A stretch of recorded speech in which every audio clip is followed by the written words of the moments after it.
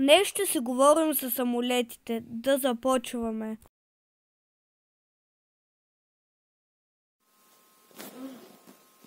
Топ 3 самолетите. Номер 3. Багажното купе.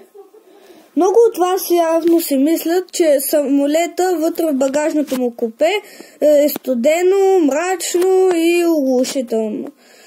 Обаче не. Студено е, да, обаче не.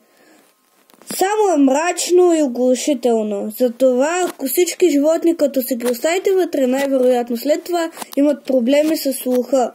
А ако беше ледено вътре, всички животни можеха и да умрат, никой не знае. Топ 2. Самолета.